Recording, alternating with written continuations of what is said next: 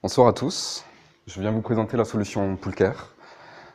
Durant 8 ans, j'ai travaillé dans le secteur de la piscine, ce qui m'a amené à rencontrer des centaines de propriétaires de piscines, parmi les 2 millions de piscines que compte la France.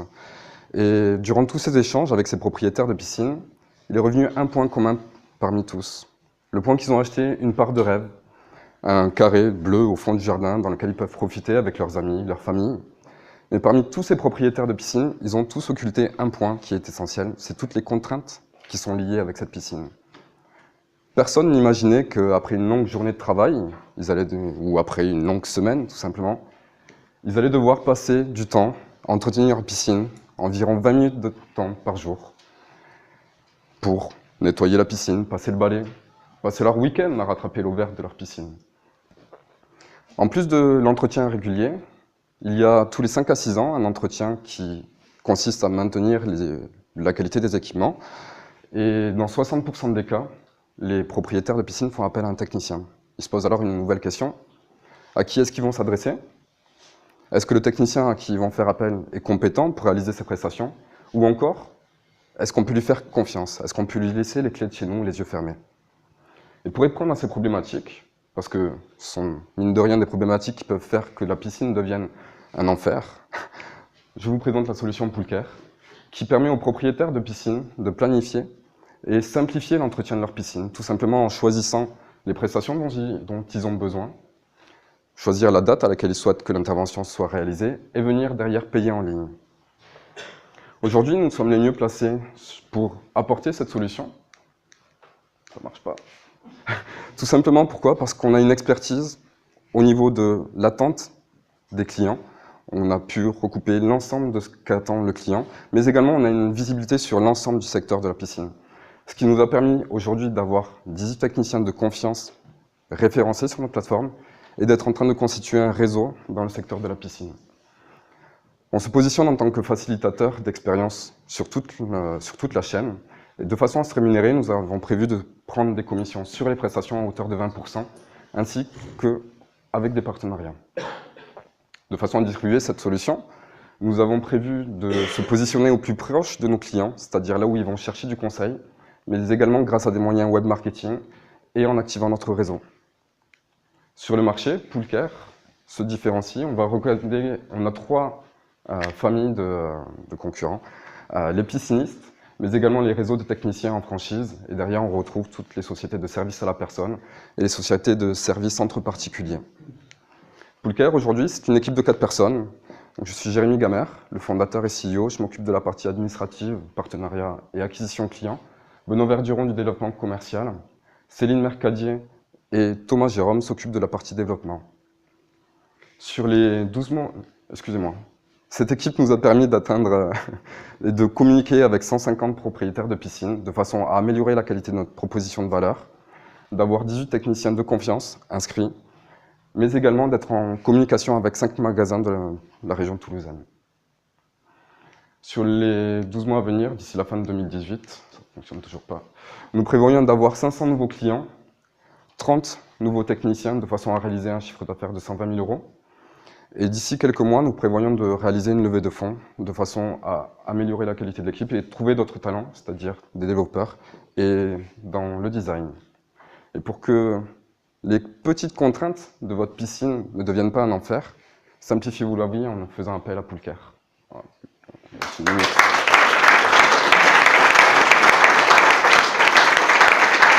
D'autres applaudissements.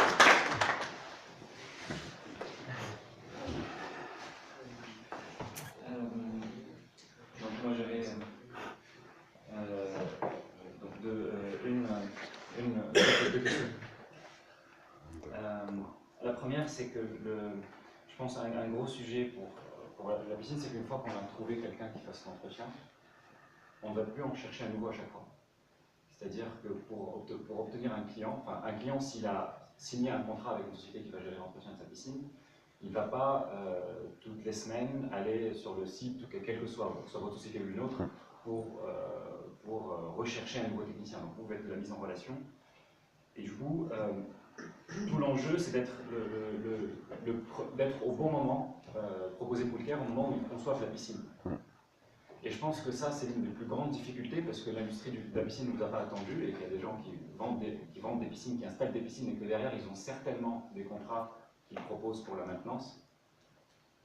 Et donc, Bah, ça, c'est la première question. il y a des constructeurs qui vont avoir effectivement des prestataires avec qui ils travaillent habituellement, comme Everblue, comme Piscine Caron, excuse-moi. Mais il n'y a personne qui propose vraiment un service. Il y a des constructeurs de piscines, si tu veux, et il y a des sociétés qui font de l'entretien. Mais il n'y a pas vraiment de lien entre un constructeur de piscine et une personne qui propose des contrats d'entretien. Est-ce que ça veut dire que si moi je construis une piscine, il y a le constructeur qui est en face de moi, je lui dis comment je fais ton entretien, il ne pourra pas m'aiguiller? Il va te donner des cartes. Oui, voilà. C'est ça, ça que je disais, c'est que là, c'est le moment où vous ne faites pas, une fois qu'on a cette carte-là et qu'on est satisfait de la personne, vous ne pourrez plus les convaincre de venir vers vous. Ce sera très très compliqué. Du coup, dans votre com, ce qui me manquait moi comme élément, c'est de préciser comment vous allez venir dans ce moment très très précis où je viens d'installer ma piscine, je me pose la question, vous arrivez. Parce que vous avez beau communiquer sur les réseaux sociaux, tu vois, il y a Ouais, cette il y a deux choses. Premièrement, on ne propose pas uniquement des prestations d'entretien. On propose des prestations d'installation d'équipement, si tu veux.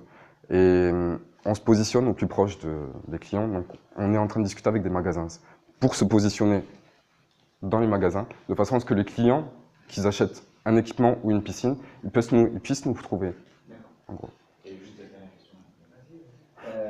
Du coup, par rapport aux concurrents, tu les listes, mais tu ne dis pas ce que tu fais de mieux. Les concurrents aujourd'hui, on va dire tout ce qui est réseau pisciniste, ils fonctionnent sur un canal qui est traditionnel, c'est-à-dire même pas les piscinistes, les techniciens. Les techniciens, donc, ils n'ont pas forcément les clients, ils vont se présenter dans les magasins, ils vont laisser des cartes, si tu veux. Et la démarche du client va être d'appeler le technicien. Ils ne vont pas forcément savoir quelle est la qualité, ni même quel tarif ils pratiquent. Et on prend les devants en fait par rapport à ce schéma classique, dans le sens où on, je ne sais pas comment m'expliquer.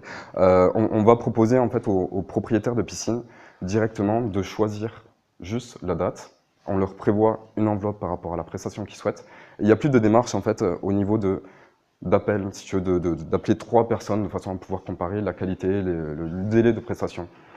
Il y a ce point-là. Les entreprises de service à la personne, elles ne sont pas forcément spécialistes. Elles font essentiellement de l'entretien avec des personnes qui font habituellement du ménage, donc la qualité est moindre. Et c'est la même chose, la même problématique pour les sociétés de services entre particuliers.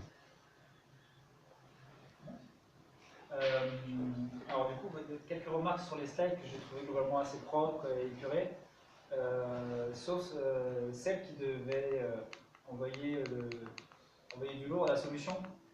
Il y a la solution et du texte autour. Et en fait, j'ai commencé à lire, donc je n'écoutais plus. Et en fait, c'est à ce moment-là que je dois t'écouter le plus, donc être le moins perturbé par le texte. Et puis il y avait la slide sur la concurrence où en fait tu nous as juste lu les textes sans nous expliquer pourquoi toi tu te différenciais de tous ces acteurs-là. Et ensuite j'ai trouvé enfin, ça a l'air, quand on t'écoute, ça a l'air cool, ça a l'air génial. J'ai l'impression que tu n'as pas mis assez en avant pourquoi toi tu te différenciais par rapport aux techniciens et aux magasins, parce que je suppose que les techniciens parlent déjà aux magasins, que les magasins parlent déjà aux techniciens. Et pourquoi toi tu as une sauce secrète qui fait que ça va tout défoncer. Et ensuite, j'ai trouvé très commercial ta présentation. Tu avais l'air très sérieux, alors que c'est la piscine, c'est cool. Ouais. Et il manquait un petit peu de soleil, de détente, de famille, de cocktail, de mojito, ou je sais pas. Et j'ai trouvé ça très commercial à la fin, j'étais un peu déçu. Et du coup, j'ai une seule question. Pourquoi vous recrutez des développeurs?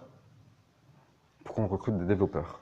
Pour proposer en fait un outil qui permet aux techniciens de gagner du temps, si tu veux. Parce que nous, on lui propose de lui envoyer des demandes d'intervention. Un développeur informatique pour le site web, oui. D'accord, parce que à la fin tu te disais, mais en fait sans dire pourquoi, Okay, sans insister sur on a besoin de vous, on recherche quel profil pour faire ça, pour tout déchirer, enfin mettre un peu plus de passion dans le discours. Et ça n'a rien à voir avec le pitch des Startup Weekend de l'année dernière? Pas du tout, c'est un autre. Merci. Pour le public, du coup, allez-y, si vous avez des questions sur le projet, n'hésitez pas. Je peux m'asseoir, oui. Actuellement, comment vous faites pour démarcher de nouveaux clients Là, on fait à la mano, en fait. En fait, avec le réseau que j'ai sur la région toulousaine, il y a des anciens clients avec qui on est en contact, des anciens collègues qui me disent « ouais, il y a un tel qui cherche ». Donc c'est vraiment à la mano et c'est dans le dur. Oui. Le pitch, il est dédié à qui? De présenter le vent. Excuse-moi? C'est en fait, qui voulait présenter votre pitch? En gros,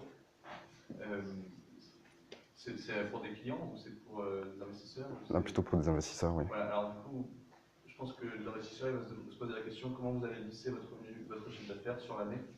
Parce que pendant l'hiver, qu'est-ce que. Enfin, je pense que c'est une question qui vont se poser rapidement. Complètement, on est sur une activité qui est extrêmement saisonnière. En hiver, il n'y a absolument pas d'activité dans le secteur de la piscine. Ouais. Donc là, j'ai pas vraiment de réponse à cette solution-là, parce qu'on est sur un souci qui est structurel à l'activité. Ouais. Comment? Le patinoire? La difficulté dont je viens de parler, Ouais. le fait que ce soit non seulement saisonnier, mais qu'en plus, une fois qu'on a trouvé par exemple, quand on a une plateforme de mise en relation sur Uber, à chaque fois, je prends un nouveau chauffeur. Où Uber se justifie. Par contre, une fois que je suis satisfait avec un chauffeur, dans votre cas, une fois que je suis satisfait avec un technicien, j'ai plus besoin de votre plateforme. Ça, c'est compliqué à résoudre. Dans quel sens, en fait, on n'a plus besoin de... Je trouve, à travers votre plateforme, je trouve un technicien, il n'est pas loin, je suis content de son service. Pourquoi je repasserai par votre plateforme, je dois payer, vous donner 20%? En fait, l'idée, c'est vraiment de rendre le service disponible quand le client en a besoin. Admettons, le premier technicien qui est venu chez le client, il n'est pas disponible quand il en a besoin. Du coup, on est capable de répondre à sa demande. Oui, mais est-ce que vraiment, pendant l'hiver, il a... Non, pas pendant l'hiver, mais les clients, ils n'ont pas besoin de quelqu'un en hiver, ou à part pour faire de la petite maintenance. Mais en pleine saison, les techniciens, ils courent un petit peu après le temps, et du coup, ils ne sont pas forcément disponibles quand on en a besoin. Pour ceux qui ne sont pas très bien organisés, en gros, du coup, pour les clients qui sont là. À peu près tous. À peu près tous. Ah, mais c'est peut-être justement ça qu'il faut mettre en avant. Vous ne mettez pas ça en Ouais. avant. C'est justement trouver un technicien quand votre piscine devient verte. Parce que là, quand ta piscine devient verte, t'as ta maîtrise d'ouvrage qui gueule. Ouais. Dis donc, putain, faut pas me baigner, quoi.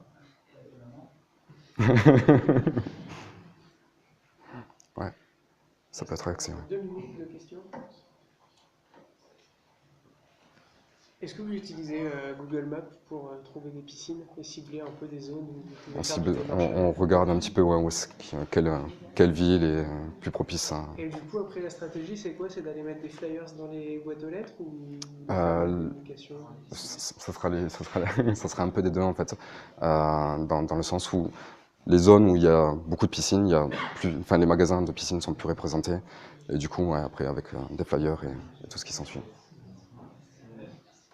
Moi, j'ai une piscine, comment je peux profiter de votre offre pour préparer l'été? Je suppose qu'il y a d'autres personnes qui ont des piscines. On se rendra sur poolcare.io, ouais, carrément. Et est-ce qu'on a une petite réduction parce qu'on est venu à Piscineur? Mais vous venez me voir après et on en discutera, ouais, carrément.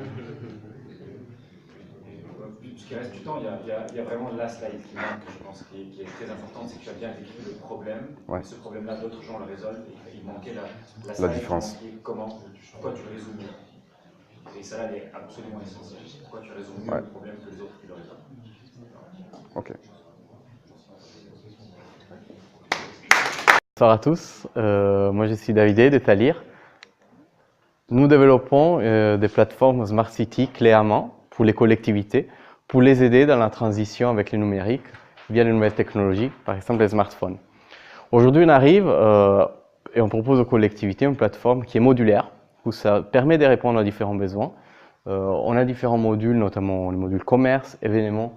Et après, on développe un module mobilité avec les intégrations aux API locales. Ça permet d'avoir des informations, par exemple sur Toulouse, sur les réseaux Tisséo ou Vélo Toulouse. Après, tout ce qui est services additionnels, sondage, soutien du tissu associatif local et signalement citoyen. Voilà, on propose cela aux collectivités et ils choisissent en fonction de leurs besoins les modules qu'ils souhaitent déployer sur un territoire.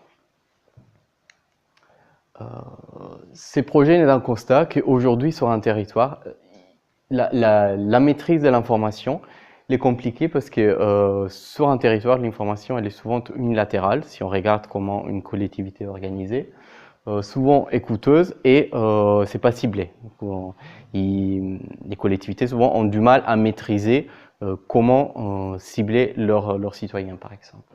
Aujourd'hui, on arrive avec une solution qui, grâce aux nouvelles technologies, permet une démarche plutôt collaborative, avec une information qui est optimisée et ça permet d'atteindre les bonnes personnes au bon moment.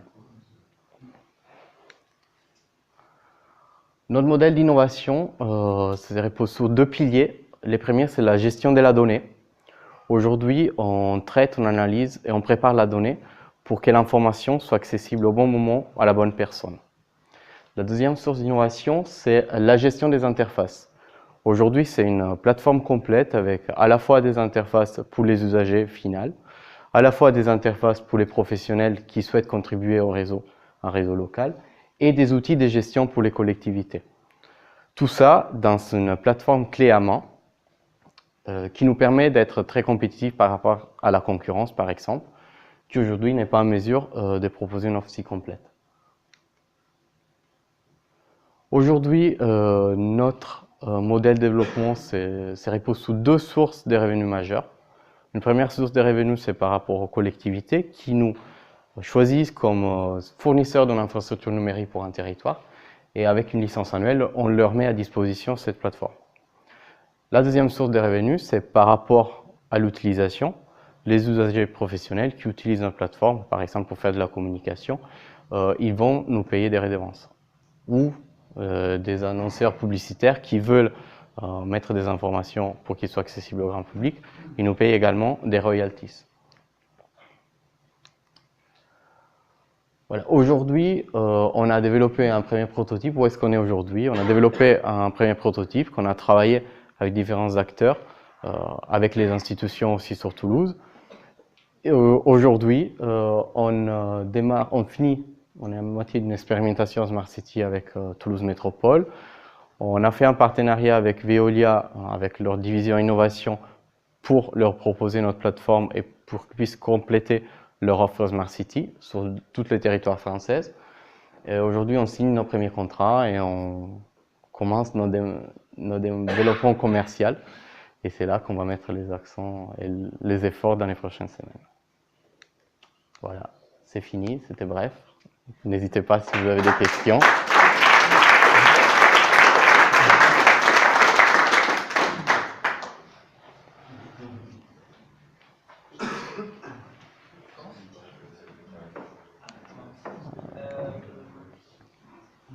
Il y a un truc qui m'a beaucoup perturbé au début, c'est que tu as présenté ta solution. Oui.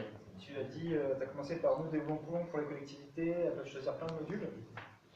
Et c'est seulement après où tu as dit, puisque nous on a fait le constat de. Oui, je me suis trompé de l'ordre des slides. Moi je suis assez habitué et je trouve ça plus naturel de dire aujourd'hui il y a un grand problème, c'est ça, regardez, c'est la galère pour les collectivités de faire ça. Et c'est pour ça qu'on a développé une super solution comme l'avait fait avant Jérémy en fait dans le pitch d'avant. Du coup c'est un peu inversé et tu nous présentes ça au début, on fait ok cool, tout bien. Est-ce que tu peux changer de slide? Oui. Encore? Ouais. Comment vous arrivez à réunir tous les acteurs locaux dans votre interface? C'est un gros challenge d'avoir la prétention de réussir tous les commerces, toutes les associations et d'être le hub en fait de tous les acteurs de la ville.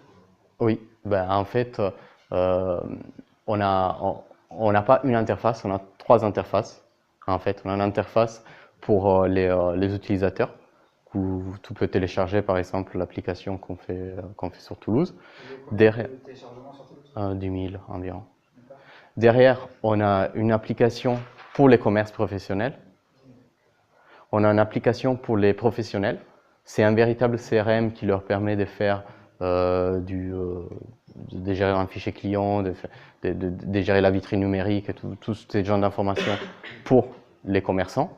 Et derrière, on a aussi un tableau de bord pour les collectivités, par exemple pour les CCI ou pour les mairies, qui peuvent suivre un peu tous les flux d'informations et voir et évaluer aussi l'impact de certaines actions commerciales ou identifier les quartiers en difficulté, par exemple, qu'il faut aider.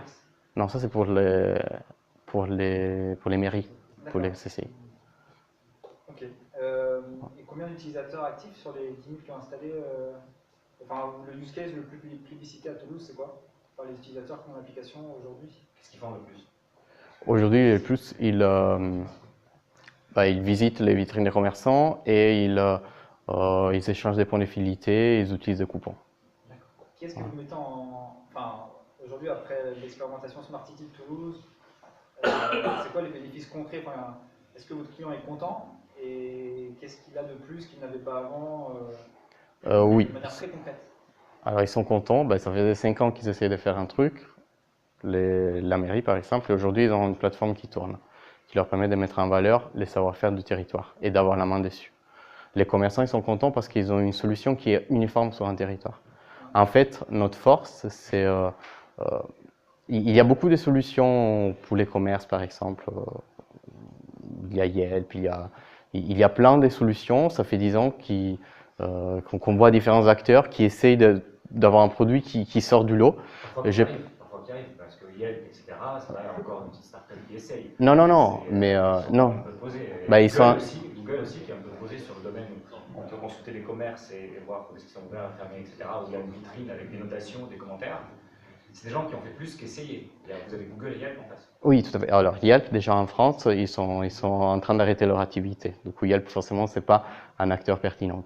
Et moi, je pense que on s'aperçoit que dans ces cas-là, on n'a pas des véritables acteurs, des véritables gros players, parce qu'on ne crée pas assez de valeur pour les utilisateurs finaux, à la fois les habitants et à la fois les acteurs locaux. Là, on arrive avec notre modèle, on s'impose en fait comme un acteur de référence dans l'écosystème qui est empowered par les... Oui. Les autres, Google ne crée pas assez de valeur pour l'utilisateur final. Non, mais c'est par rapport au use case pour les commerçants, non. Oui. Pour les commerçants, non. Mes clients sont les commerçants et les mairies, par exemple. Juste pour rester sur les commerçants, quand je cherche une pharmacie, n'importe quoi, sur Google, la visibilité qui leur amène autour de moi, est-ce que tu veux dire que sur ta plateforme, le commerçant, sa page est plus vue sur ta plateforme que sur la page de Google? Non. Mais... c'est ça, en fait, en gros, le gros souci que je vois, c'est que vous êtes en fait deux tripartites. On va en enlever un, on va considérer que vous n'en avez que deux. L'un, le premier défi, c'est de séduire les mairies. Le deuxième, c'est d'amener des utilisateurs qui restent.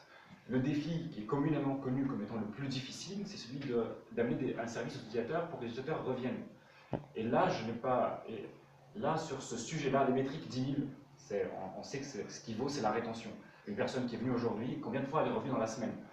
Et si vous n'avez pas la rétention, de toute façon, vous n'avez pas parlé ni de la rétention ni de la clé pour garder les utilisateurs, ni de vos chiffres dessus, derrière, en gros, vous vous retrouvez à vendre du vent, puisque vous vendez un contact avec des habitants, et si les habitants ne la mettent pas dans leur quotidien, c'est un gros problème. Et le risque que j'ai vu beaucoup de startups prendre ce chemin-là, et là où elles seront voir, c'est que vous allez arriver à vendre à des collectivités qui ne s'y comprennent pas, qui ne s'y connaissent pas et qui sont impressionnées par des beaux designs. Par contre, à partir d'un moment, elles vont voir que s'il n'y a pas suffisamment de feedback utilisateur, s'il n'y a pas cette rétention-là, ça va se diluer. Et à Toulouse, il y a eu beaucoup de startups, soit sur thème-là ou de thèmes voisins, qui se sont retrouvés finalement à vendre du dev, où ils vendaient des plateformes, du développement de plateformes pour les collectivités, mais la vraie valeur qui consiste à retenir les utilisateurs pour que les collectivités puissent communiquer avec eux, ne s'y retrouve pas. Et j'aurais voulu, moi, que le pitch soit entièrement dirigé sur cette vraie difficulté de votre produit, qui est de faire revenir des utilisateurs en disant Google en face. Ok. Nous, en fait, je ne suis pas forcément d'accord avec ce que vous dites, parce qu'on est rentré, on rentre plutôt dans un autre modèle. Je me suis peut-être mal exprimé, mais nous, ce qu'on propose, c'est, par exemple, une ville, c'est d'avoir sa vitrine, son application qui permet de numériser plein de services, dont un des services, c'est celui qu'on expérimente sur Toulouse, c'est les commerces, mais aussi d'avoir ces réseaux de transport public, mais aussi de permettre à ces citoyens d'envoyer des signalements qu'eux, ils gèrent derrière avec un outil de CRM qu'on leur développe, tout qui apporte une vraie valeur. On arrive avec un système end-to-end et grâce à cette richesse des propositions de valeur, on voit que c'est très utilisé par les utilisateurs et il y a de l'adhésion par rapport à ça. J'ai pas sorti mes chiffres, c'était pas... Tu dois l'avoir en tête, c'est tellement important que tu dois l'avoir en tête, par rétention. C'est environ une moitié des utilisateurs qui reviennent sur une période de 4 mois. C'est la dernière qui est en tête. Et tu connais la rétention de Google Maps? Mais encore, je pense qu'on compare des choses qui sont pas forcément comparables. Voilà. Quand le commerçant va venir sur votre plateforme pour entrer en contact avec les utilisateurs, que vous fassiez plein d'autres choses à côté, ça. Le commerçant va venir parce que ça vous fait une vitrine. Et sur cette vitrine, Google Maps est en train de faire une vitrine. Le commerçant, quand il va mettre son énergie, est-ce qu'il va la mettre sur votre plateforme pour se décrire ou sur Google Maps? Et l'utilisateur, pour découvrir un commerçant, il va se utiliser Google Maps ou la vôtre. Que vous fassiez d'autres briques à côté, d'accord, mais si ce qui est essentiel pour que ça fonctionne, qui est que l'utilisateur revienne tous les jours, que l'utilisateur aille vers Google, l'utilisateur il s'en fout que Google soit lié à la mairie ou pas. L'utilisateur va aller vers Google parce qu'il veut connaître le propre commerce à proximité, et les révélations, les commentaires. Donc vous me dites, oui, mais nous on est lié avec la mairie et on numérise plein de choses, c'est très bien. Mais l'utilisateur, s'il ne voit rien, vous avez un très beau pipeline que personne que les gens... Oui, mais nous n'avons pas forcément vocation à faire mieux que Google là-dessus. Voilà, c'est quand on arrive, on fournit un service à une mairie qui sont contents, l'acteur structurant il est content parce qu'il a aussi la main sur certaines informations que Google ne fournisse pas. Ça nous permet effectivement d'habiter un écosystème. Sinon comme ça, il n'y a aucune startup qui peut émerger parce que Google fait toujours mieux sur tout. Voilà, c'est... On va laisser une minute 30 qui reste pour le public, pour les gens qui ont des questions. En fait, moi je trouve ça plus pertinente en fait l'approche de travailler avec la mairie ensemble.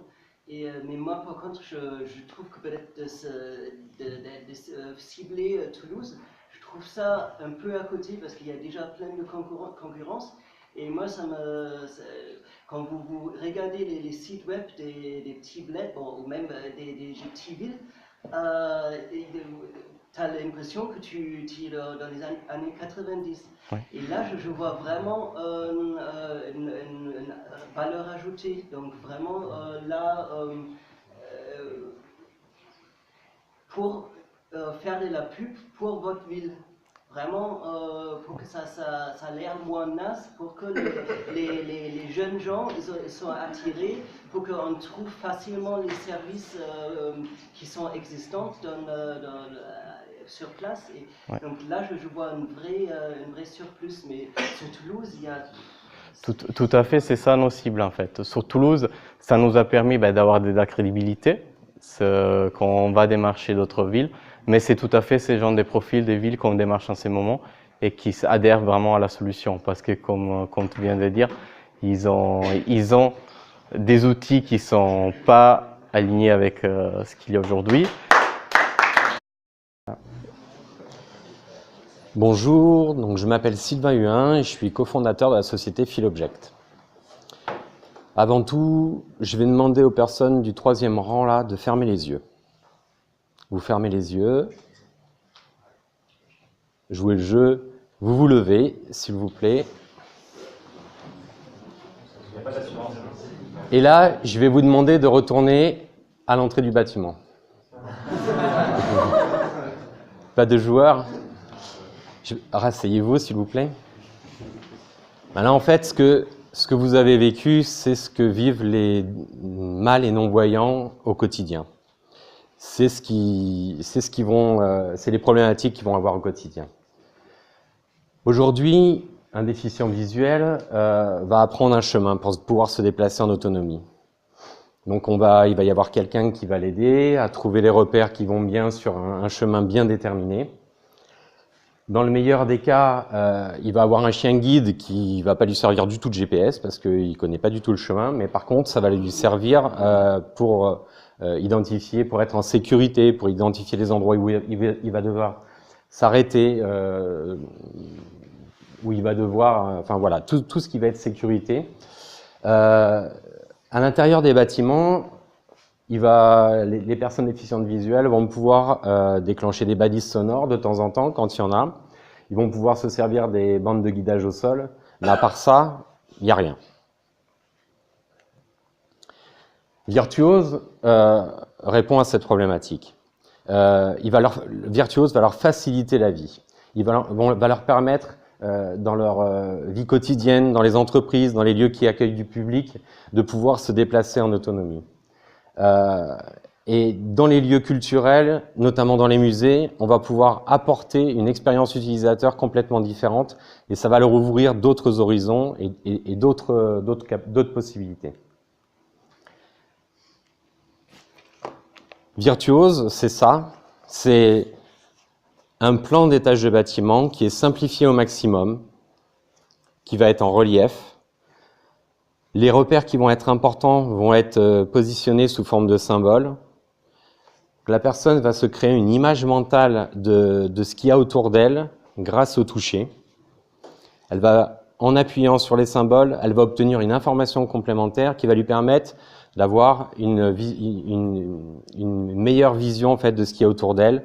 Ça va lui permettre de comprendre où vont être les points de repère qui vont l'aider à se déplacer. Ça va la guider en fait, dans chaque étape. Donc on a deux modèles. On a un modèle portable, comme ça, pour plus d'agilité. Et on a un modèle qu'on pose à l'entrée d'un bâtiment, que tout le monde même peut utiliser. Notre produit, on va le vendre aux professionnels qui vont le mettre à disposition des personnes déficientes visuelles, avec une maintenance annuelle. On va s'adresser aux directions handicap, diversité dans les entreprises. On va s'adresser à tout ce qui va être office du tourisme et on va travailler aussi avec tout ce qui va être établissement d'une façon générale, établissement qui reçoivent du public. À aujourd'hui, on a un client Enedis dans lequel on a déjà positionné des produits. On travaille aussi avec l'Institut des jeunes aveugles, le musée Aéroscopia. Et pour atteindre ces clients, on va travailler sur notre réseau, on va travailler sur les salons spécialisés, professionnels, et on va travailler aussi sur les réseaux sociaux. Nos concurrents vont travailler donc surtout sur tout ce qui va être assistance, plutôt orienté assistance, mais dans aucun cas il va y avoir un moyen de vraiment se déplacer d'un point A à un point B dans un bâtiment. Ça va plus être des produits qui vont permettre ponctuellement de pouvoir savoir un petit peu ce qu'il y a autour d'eux. Donc Virtuose n'a besoin d'aucune infrastructure, on le prend, on l'utilise. Et ça permet une chose que recherchent les personnes mal et non-voyantes, c'est-à-dire avoir de l'autonomie, pouvoir choisir où les personnes vont aller. Donc on est trois cofondateurs, Pascal Garin qui est spécialiste sur tout ce qui est design conception, Céline Favihuin qui est la cofondatrice et qui est à l'origine de ce produit-là, et donc moi qui gère plutôt tout ce qui est partie production.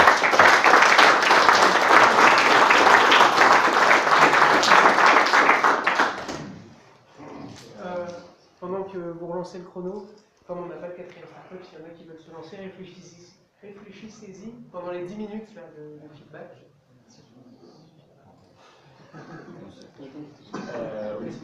Est-ce qu'on peut revenir au deuxième ou troisième slide? Ouais, encore. Oui. Donc si on avance à partir de là, la suivante, je pense que c'est dommage cette slide-là vienne maintenant, puisque là, jusqu'avant, on a bien identifié le problème. Et là, c'est une slide de tampon entre le problème et la solution où, en gros, à mon avis, cette slide-là devrait venir après les slides solutions qui viennent par la suite. Parce que si vous passez à la suite, voilà.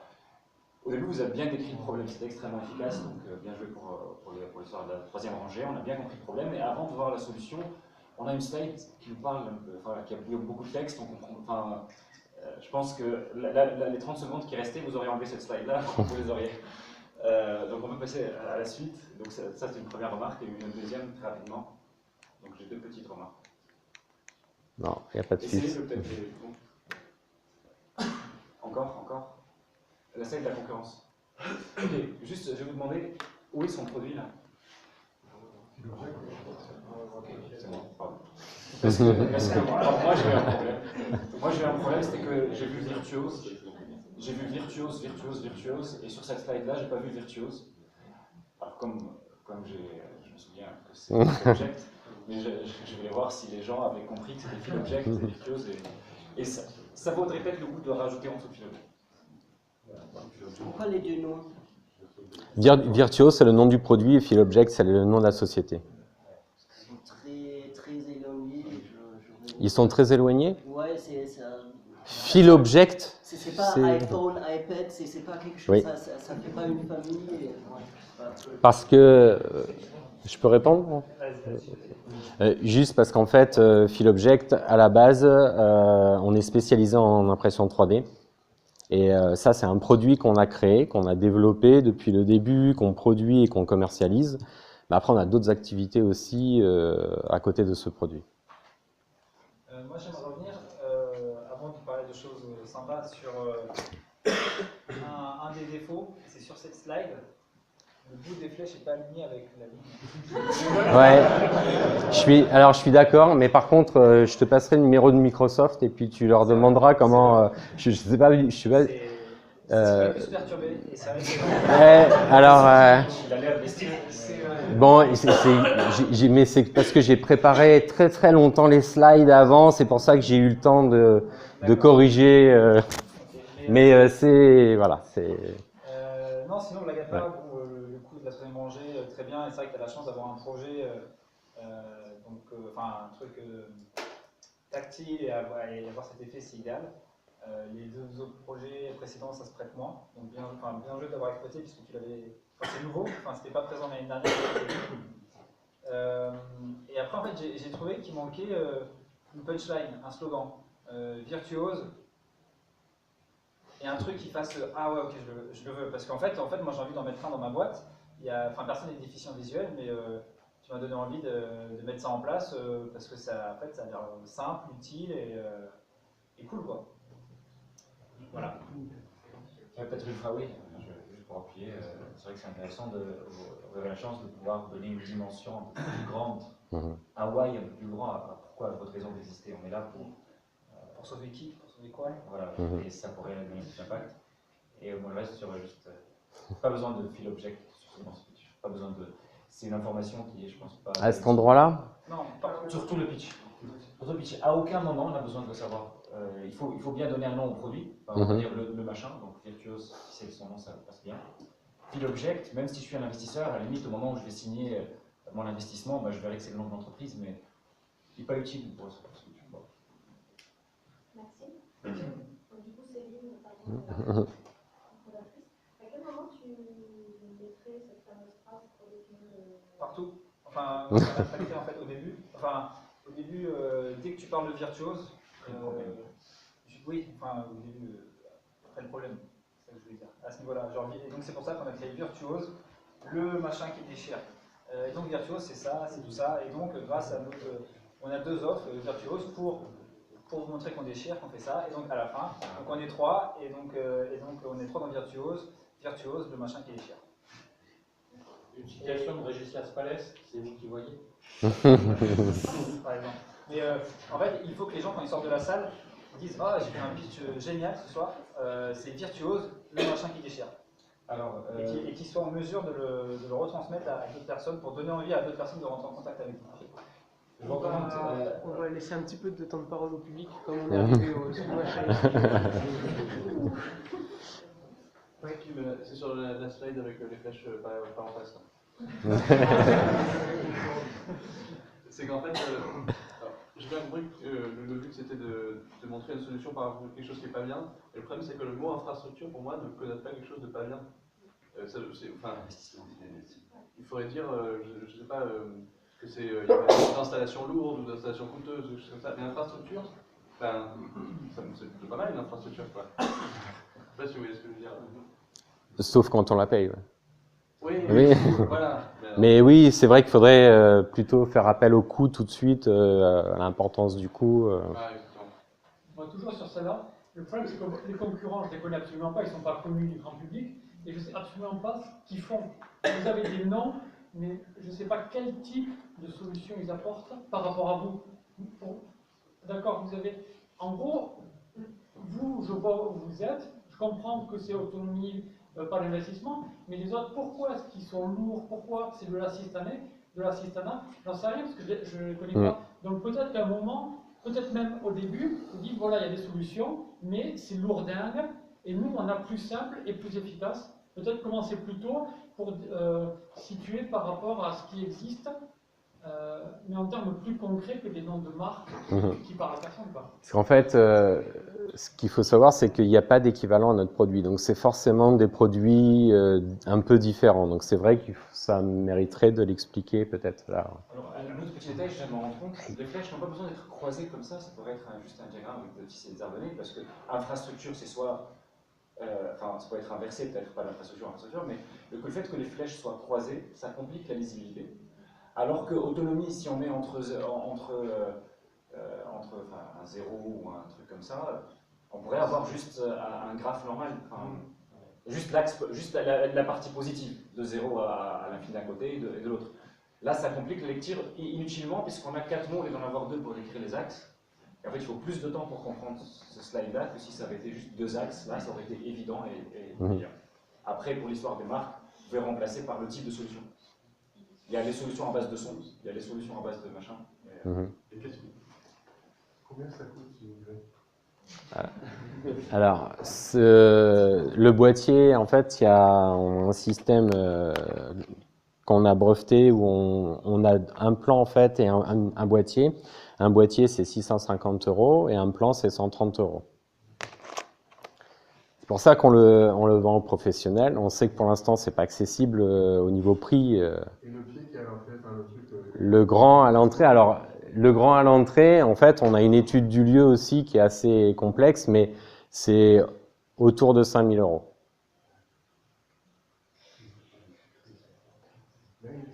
Et c'est pour ça qu'en fait, on le développe. Donc ça, on développe tout, on fait tout en France, on maîtrise l'ensemble.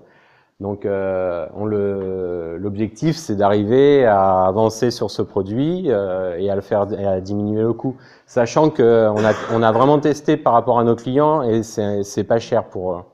Ouais. Par rapport à ce qui existe dans le monde du handicap, et on a vraiment travaillé sur le prix du produit. Et quand on a fait, ça part? Oui. Vous pouvez pas les faire vous? Enfin, on le fera tout à l'heure. J'ai un haut-parleur. Parce que normalement, on le branche avec un casque. J'ai pour dire, pour le slogan, il y a une manière de construire qui c'est très approprié à ce que vous faites pour vendre votre cause. Je ne sais pas si vous connaissez Start with Why, qui est un livre écrit par Simon Sinek. Vous pouvez peut-être regarder la vidéo sur YouTube, Start with Why. Vous tapez Start with Why, c'est la notion de Golden Circle, et je pense qu'il est extrêmement adapté pour vous expliquer votre projet. Avant d'arriver à l'objet, dire nous on est là pour défendre cette cause, et donc on essaie de faire de cette manière-là, et voici notre projet. Ça, c'est juste une vidéo. Ce serait sur cette partie-là en fait. Vous trouverez, mais regardez au moins la vidéo, et après, si vous avez le temps, lisez le livre. Pourquoi ce projet-là? Pourquoi je vais se lancer dans le marché du handicap?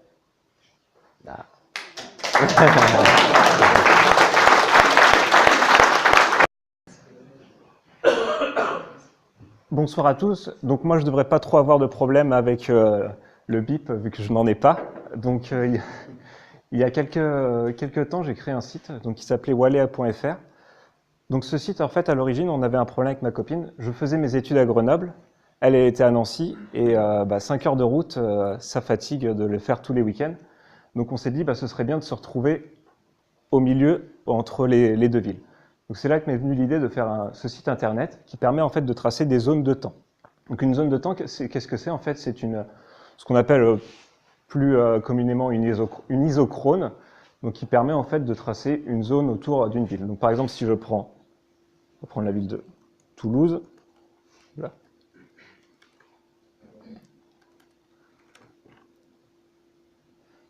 Et que je calcule la zone, ça va me dire jusqu'où je peux aller en 1 heure de temps. Le site, ça nous a permis de savoir où est-ce que l'on voulait se retrouver. Donc pour nous, ça a été très utile. Et à terme, je me suis dit, je vais le rendre accessible à tout le monde et je vais le mettre en ligne. Donc de fil en aiguille, le site a bien évolué, il a bien grandi. Maintenant, on a il y a à peu près 10 000 visiteurs par mois qui viennent sur le site. Il y a pas mal de monde qui est intéressé. Il y a pas mal pour différents besoins en fait. Le premier besoin, c'est la recherche immobilière. Beaucoup de gens, en fait, ont cette problématique de savoir depuis leur lieu de travail, quand ils cherchent un travail, où est-ce que je vais m'installer. Donc, ils rentrent leur adresse du lieu de travail et le temps de trajet maximum qu'ils veulent rentrer et ça leur donne où est-ce qu'ils peuvent s'installer. Il y a aussi donc les personnes qui avaient la même problématique que moi, donc pour se rencontrer, un groupe d'amis qui cherche à se retrouver quelque part en France, rentre différentes adresses sur le site et peut trouver où se retrouver. Et il y a aussi une deuxième partie et une troisième partie qui n'est pas négligeable, en fait, c'est tout ce qui est tourisme. Il y a beaucoup de voyageurs qui utilisent le site en fait pour se déplacer, que ce soit pour rechercher des hôtels, trouver des activités qui sont dans la zone, regarder les villes qui se trouvent dans les zones. Donc on a on va dire, beaucoup de monde qui l'utilise de façon différente. Et donc, mon projet actuellement, ça va être de l'orienter plus vers la partie touristique et donc permettre aux gens, donc, pour l'instant, c'est pas encore trop défini, mais j'en ai eu l'occasion de vous présenter le projet, et vous pouvez vous inscrire sur la newsletter si vous voulez. Et donc, proposer donc, les activités touristiques qui se trouvent dans une zone de temps. Par exemple, à 1 heure de chez vous, si vous avez envie de vous déplacer, proposer des parcs d'attractions, des musées, des sorties en kayak, du vélo, etc. Donc ça va être le développement futur du site sur une partie plus touristique. Merci.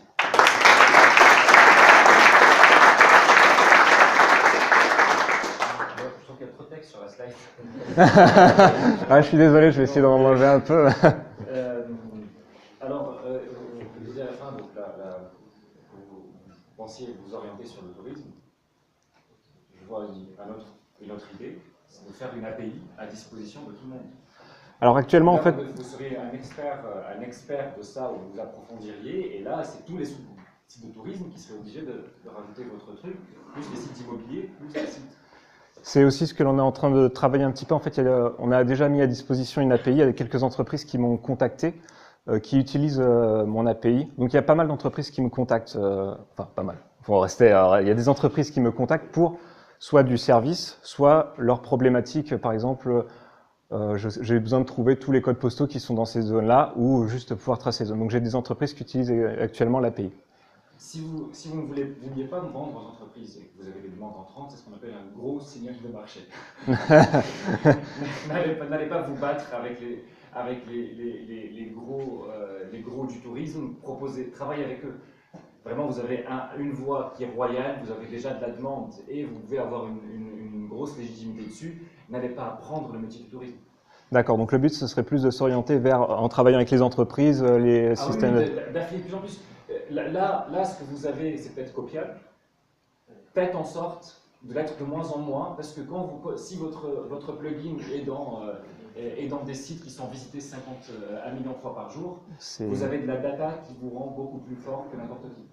Donc, rien que pour créer une barrière à l'entrée, et parce que le marché est en train de vous appeler, ce serait dommage de regarder ailleurs, d'essayer d'affronter des géants du tourisme, alors que les mêmes vous demandent de vous intégrer à leur site. Donc, allez dans cette direction-là, et par contre, vous devez créer une barrière à l'entrée. Donc, recruter des data scientists, des agences artificielles, mettez tout dedans. Il faudrait que, là, ça a l'air d'être simpliste, il faudrait que vous preniez en compte tout, les transports en commun, le trafic, la circulation, et plus vous montrez en compétence, et si vous êtes les meilleurs à faire ça, vous savez que vous êtes riche. Donc, allez plutôt dans cette direction. Donc, le trafic, comme on l'avait à disposition avant, donc j'utilisais les informations de trafic de Google, mais je me suis fait jeter un peu récemment. Enfin, ils m'ont demandé un peu d'argent pour continuer à utiliser leurs données à cause du trafic sur le site. Et après, oui, c'est des données assez difficiles à récupérer, mais ça peut être récupérable et intégrable à l'algorithme tel qu'il est développé actuellement. Pour les données de travaux, circulation, tout ça, c'est disponible sur les sites des départements, généralement. Est-ce que je peux mettre des chantiers? C'est les open data, tout ça, c'est internet. Les chantiers, tout ça, il y a des informations. Le département de la Garonne, open data, et tout ça. C'est de la donnée publique, ils sont obligés de partager l'info. D'accord. Il y a les informations de travaux et chantiers qui peuvent... Travaux, chantiers, routes barrées, ça peut donner des informations pour l'utilisateur de savoir, là il y a 1 heure de route, mais par contre je vais choper les travaux sur cette route-là. Ça peut être... Et qu'est-ce qu'en pense notre expert Maxime? Du coup, j'ai 2 remarques. J'ai oublié. Oui, non, quelle est l'ambition du projet? Est-ce que c'est un side project? Maintenant, tu vis avec ta copine à Toulouse, donc ça va? Ou est-ce qu'il y a l'ambition de créer une boîte et de faire du chiffre d'affaires? Alors au départ, c'était purement un side project, il n'y avait pas de but derrière. Ce qui se passe vraiment, c'est qu'il y a des entreprises qui m'ont contacté. Donc là, je travaille dans une entreprise, mais j'ai décidé de prendre un congé création entreprise pour me consacrer à plein temps dessus. C'est pour moi l'occasion, parce que j'ai vu qu'il y avait des entreprises qui me contactaient. Je ne savais pas dans quel domaine j'allais me lancer, mais vraiment passer à fond dessus et ne pas rester qu'au balbutiement du projet. Voilà, donc là, je trouve qu'il faut assez applaudir.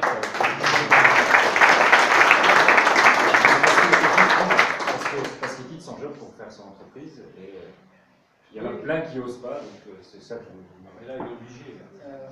J'avais une deuxième remarque, en fait j'ai assisté à une commission donnée récemment par une très grosse boîte dont je ne peux pas dire le nom. Et en fait ils ont mis beaucoup d'argent sur la table pour faire ça. Et eux en fait c'est pour étudier les impacts des changements de locaux sur les salariés. Ils ont beaucoup de salariés dans toute la France et quand ils mettent un nouveau bureau, il faut qu'ils étudient si ça va perturber les gens qui habitent dans le 94 sur un nouveau site, etc. Et du coup c'est des problèmes de mobilité interne. Je ne sais pas si des boîtes m'ont contacté sur ce sujet. Alors c'est une question intéressante. Il y a 2 semaines, une entreprise de transport routier m'a contacté sur cette problématique-là, pas au niveau des employés, mais vraiment ils devaient rétablir un nouveau siège social. Et donc en fait ils devaient affiner en fonction de différents critères. Donc ça peut être la mobilité des employés, mais enfin c'était un critère la mobilité des employés aussi, mais ils avaient aussi en fonction de la position de leurs clients, la position de leurs fournisseurs. Donc c'est aussi quelque chose qui ont besoin, qui m'a été retourné. Après peut-être que là c'est plus sur les clients.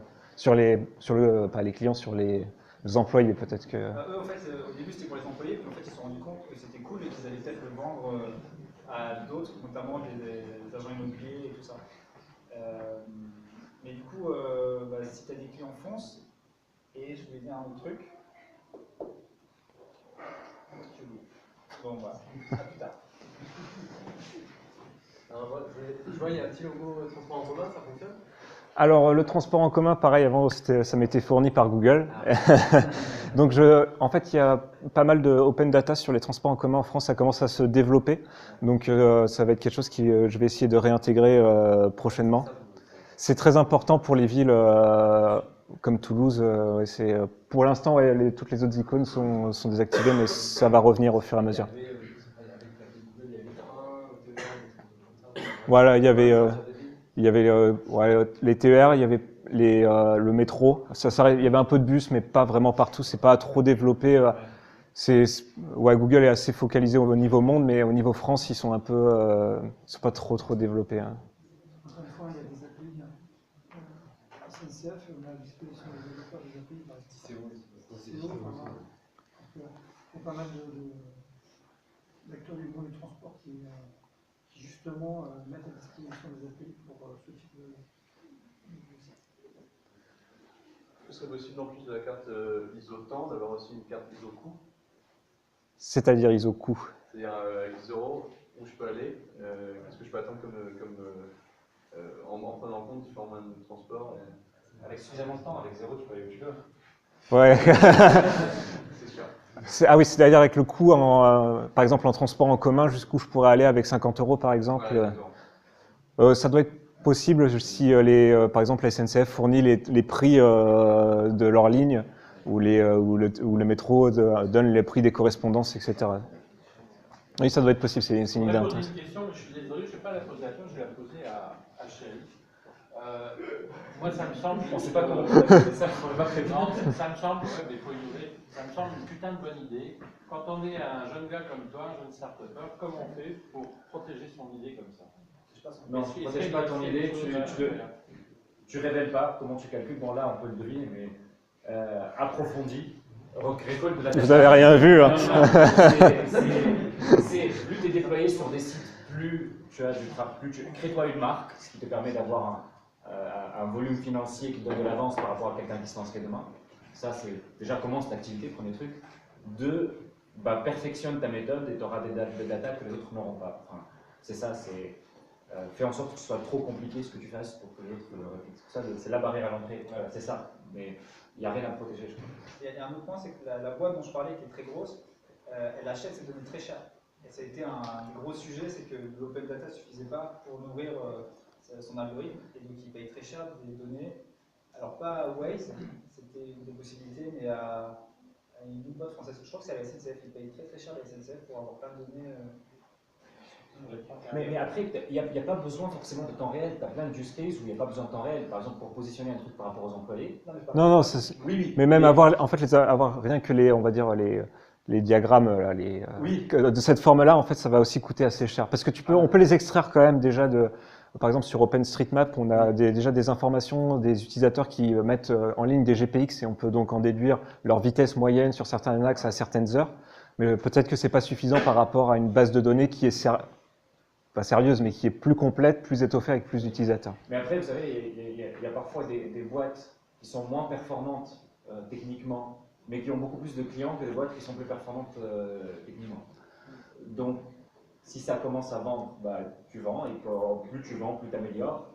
Plus tu t'améliores, mais si le marché est déjà en attente de cette solution-là, bah, il démarre. Enfin, voilà. Tu auras un jour la taille suffisante pour pouvoir acheter les données dont tu as besoin, mais ça ne t'empêche certainement pas d'avancer. N'essayez pas de perfectionner les systèmes, va plutôt sur le marché. C'est ça ce que tu...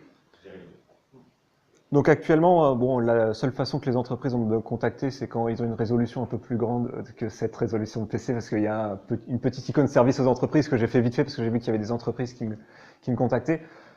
Moi, je sais programmer, enfin, c'est quelque chose qui me plaît.